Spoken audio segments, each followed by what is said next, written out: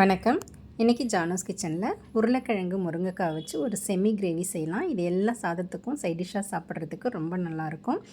நான் கடாயில் 2 ஸ்பூன் அளவுக்கு நல்லெண்ணெய் சேர்த்துருந்தேன். நல்லெண்ணெய் காஞ்சதும் தாளிப்பு வடகம் கொஞ்சம் போட்டிருக்கேன், வெந்தயம் கொஞ்சம் போட்டிருக்கேன். அதெல்லாம் பொரிஞ்ச பிறகு ஒரு சின்ன சைஸ் வெங்காயத்தை பொடியாக நறுக்கி போட்டிருக்கேன். கொஞ்சம் கருவேப்பிலை சேர்த்துக்கிறேன். பழுத்த தக்காளியாக ஒன்று மீடியம் சைஸில் கட் பண்ணி போட்டிருக்கேன்.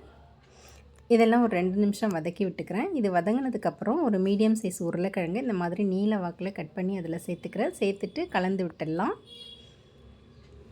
இப்போ இது கூட முருங்கைக்காய் 2 முருங்கைக்காவை இந்த மாதிரி கட் பண்ணி வச்சுருந்தேன். இது நல்லா ஃப்ரெஷ்ஷான முருங்கைக்காய்.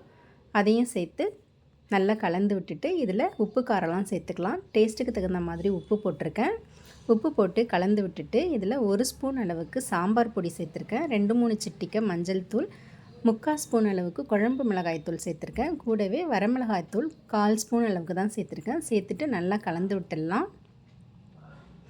இந்த மாதிரி கலந்து விட்டுட்டு இதை லோ ஃப்ளேம்லேயே வச்சு ஒரு 2-3 நிமிஷத்துக்கு மூடி வச்சிடலாம்.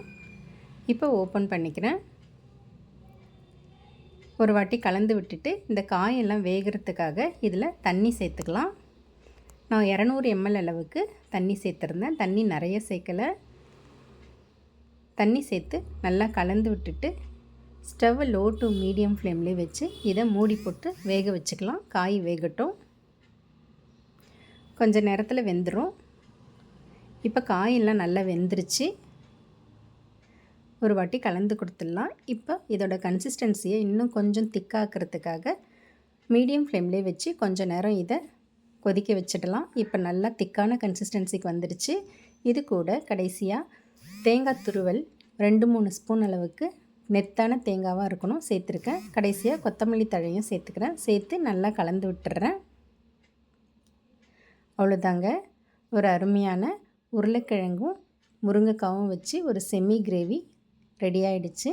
இது எல்லா சாதத்துக்கும் சாப்பிட்றதுக்கு ரொம்ப நல்லாயிருக்கும். இல்லை சூடான சாதத்தில் இதை மட்டுமே போட்டு பிசைஞ்சு சாப்பிட்டா சைட் டிஷ்லாம் எதுவுமே தேவையில்லை. இதுவே ரொம்ப நல்லாயிருக்கும் சாப்பிட்றதுக்கு. இதை இந்த மாதிரி செமி கிரேவியாக செய்யாமல் இன்னும் கொஞ்சம் தலை முன்கூட்டியே ஸ்டவ் ஆஃப் பண்ணிவிட்டு கொஞ்சம் தலை இருக்கிற மாதிரி செஞ்சால் நம்ம பூரி, சப்பாத்தி, இட்லி, தோசை எல்லாத்துக்குமே தொட்டு சாப்பிட்லாம். அவ்வளோ டேஸ்ட்டாக இருக்கும். நான் இன்றைக்கி இதை தயிர் சாதத்தோடு வச்சு சர்வ் பண்ணியிருக்கேன். இந்த தயிர் சாதம் நல்லா சாதத்தை அழிய வடித்து அதில் கடுகு, உளுத்தம்பருப்பு, இஞ்சி, பச்சை மிளகாய், கருவேப்பிலை எல்லாம் போட்டு தாளித்து நல்லா குழைய செஞ்ச தயிர் சாதம். அது கூட இந்த முருங்கைக்காய் உருளைக்கிழங்கு பொரியலை வச்சு சாப்பிட்றதுக்கு அவ்வளோ டேஸ்ட்டாக இருக்கும்.